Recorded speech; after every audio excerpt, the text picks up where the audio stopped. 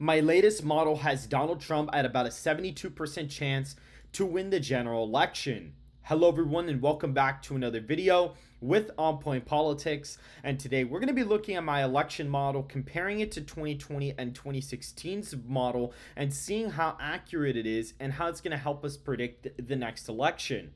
Make sure to hit the like button and to subscribe if you want more content just like this. And so, looking at the national average right now, Donald Trump has expanded his lead. This is a preliminary average for tomorrow. Donald Trump is at 48.7%, the highest he's ever been in the aggregate. Harris being at about 45.45%. This is the first time she's actually dropped off in support since I started the average on August 22nd. So clearly, there is a bit of a momentum shift in the past 11 days or so. Harris has kind of peaked at around 45.7%. That seems to be her peak, and she's now falling in the national average going into tomorrow. And Donald Trump did gain whatever support Harris lost here, and Kennedy did drop pretty significantly. Actually, he went pretty down, believe it or not. And then the undecideds are essentially at 2.5%. So it clearly seems to me like Donald Trump did pick up a decent amount of those Kennedy voters. That seems to be a very big theme in my national average. And looking at the state margins, these are effectively the chances each candidate has to win the state, not the actual projected margin. So any state that is safe has about an 80% or chance or higher of going to the candidate. Anything that is likely is 70 to 60%, 70 to 80. Anything that is in the lean column has a 60 to 70% odd of going to either candidate. And anything that is a toss-up has less than a 60% chance. Those states being New Mexico, Minnesota, Michigan, Virginia, Maine at large, Nebraska second, and New Hampshire. And you may say, well, this is pretty bullish for the former president. However, what I'm doing for the national average is you could clearly see Donald Trump's up. And you may be like, why is Donald Trump up in your national average when he's down in RCP? That's because I've gone ahead and actually reweighed all the party ID data to get rid of as much polling bias as humanly possible by weighing all of the party ID data to a target electorate. And this gives me a better picture of the electorate that is not riddled with polling bias. And Donald Trump is leading by a little bit over 3.5 points nationally, or I think it's 3.2% actually, but getting close to 3.5 points in the national popular vote, which would be an electoral college landslide, by the way. Rasmussen reports their average of polls is actually also 3.2 for Donald Trump as of right now. So, and their averages have been relatively accurate compared to other pollsters. They actually tend to overestimate Democrats. They have changed their weighting to kind of weigh out whatever bias they had for Biden. So that is actually pretty interesting.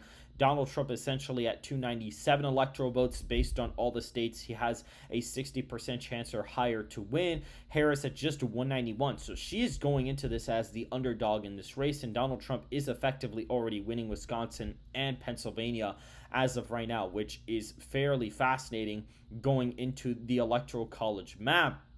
And looking at my model explained, we plug in my polling average / the personal estimate. If we do not have the average, we have the demographic margins, which I basically play around with the national demographic margins racially, and I plug in whatever 538 gives me back. And then the nonpartisan leaning / the popular vote, we find the trends going back from 2000 to 2020 each cycle, apply that to the 2020 partisan leaning of every state, so basically how they vote relative to the nation, and then we find the trend, project the 2024 nonpartisan leaning of every state, and then we add the popular vote to kind of get where the margin would be for that state. So when we test the model back to 2020, what's actually fairly awesome is that it's pretty much 100% accurate. Joe Biden gets 306 electoral college votes to Donald Trump's 232.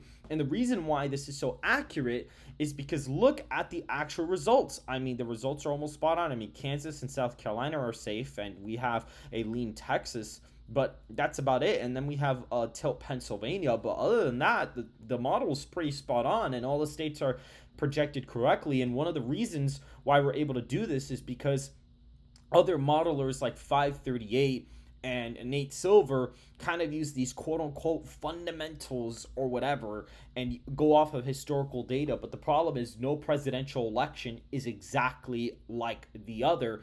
And so when it comes to my modeling, yes, there is a lot of human interaction with the model because I have to be able to predict the demographic margins pretty well. I have to be able to predict where the popular vote's going to be. And when I do the adjustment party data for 2020, I actually went back and used the same national pollsters that I have in my average right now, and I readjusted all the party data back from November 2nd all the way to October 2nd, and we actually get Biden ahead in the popular vote by 5.2% when you weigh for the 2016 electorate, which is only 0.7% off. So that's pretty good. And when you plug in that popular vote, you're able to get all the states correct. And I also plugged in all of my 2020 projection margins, my personal estimates from 2020, which I had Biden 278 to 260. So when I plug those in, plus my adjusted average popular vote to the partisan leaning of every single state, I'm actually still able to get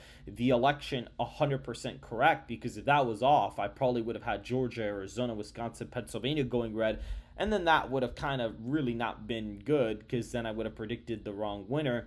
And this was the actual 2020 results. Looking at 2016, this one's a little bit more subjective, because looking at 2016, I kind of did have to plug in the demographic margins from CNN's exit polls, and also looked at the partisan leaning of every single state. I don't know why I have Ohio lean. It's actually likely, but this is the map that I get. And I couldn't plug in my personal projections per se, because I didn't have any personal projections from 2016. But when you plug in the partisan lean plus the projected popular vote, which for the sake of this, I just assumed that I would have guessed the 2.1 percentage point national popular vote.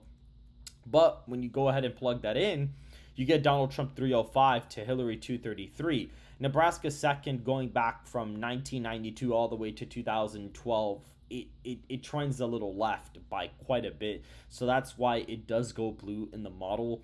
Despite my polling average and my personal projection being pretty red, it still does go in the blue column by like a point. So that is the only thing I would have gotten wrong effectively looking back retrospectively. So the model is a feasible model. Now, yes, there's more human interaction with the model, but clearly I'm able to get something more accurate than what most forecasters are projecting right now. And when we go back and look at what the model is forecasting for the election, Donald Trump is going out there and he is basically destroying the Democrats. I mean, he's winning Wisconsin and Pennsylvania by over 5 points.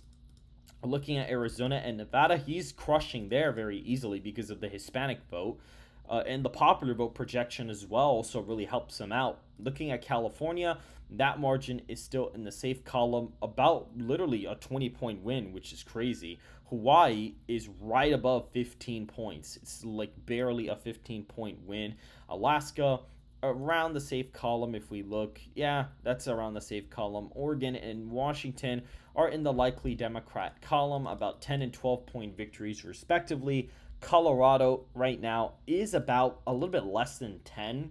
Rhode Island, or Illinois, we see is about a 12-point win for Kamala Harris. Looking at some of these, northeastern blue states, some of the margins are a little iffy, about 10 to, roughly, 10 to 13-point victories in some of these.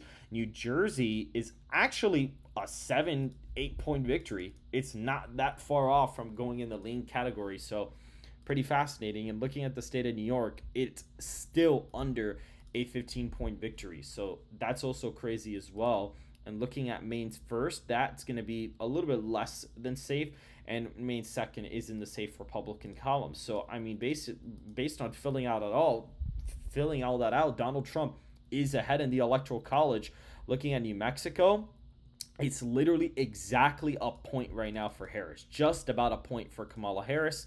Looking at Virginia, it's a little bit over a point for Kamala Harris right now. Michigan right now is about a 3.5-point victory for Donald Trump. It's like a 3-point win and change.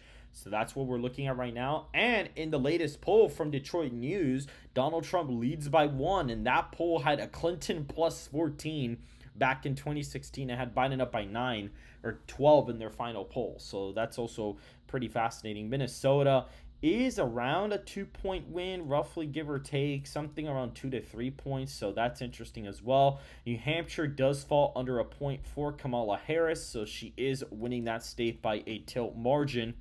Looking at Nebraska second, that one is the closest state on the map, and it's like barely going to the former president right now. Maine second, or just Maine at large in general. I mean, that one is about a 3-point and change victory or so for Kamala Harris.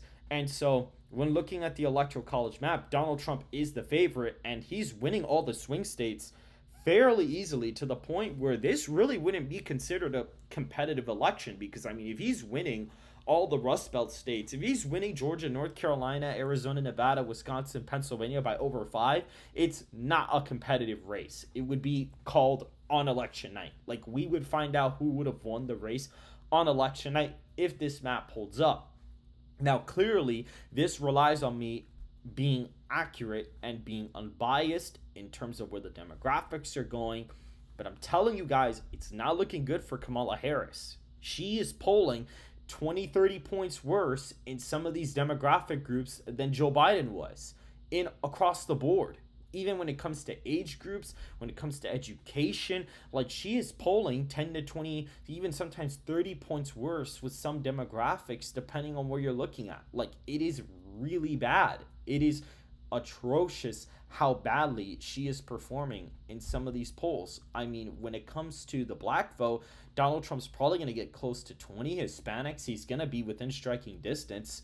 It's possibly a 5 to 10 point win for Harris nationwide.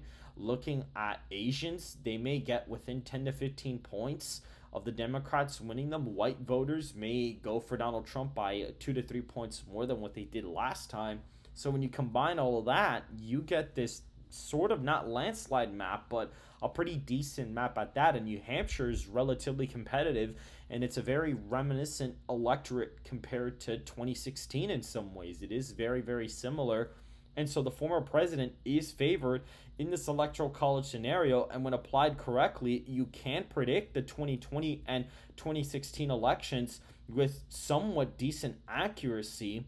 And so that is it for this video, guys. I just wanted to give you guys an update on the election model and where everything is standing as of right now. If you do want to check out the website, it will be linked in the description down below. And if you want to see where Donald Trump and Harris are in my average, make sure to check the website daily.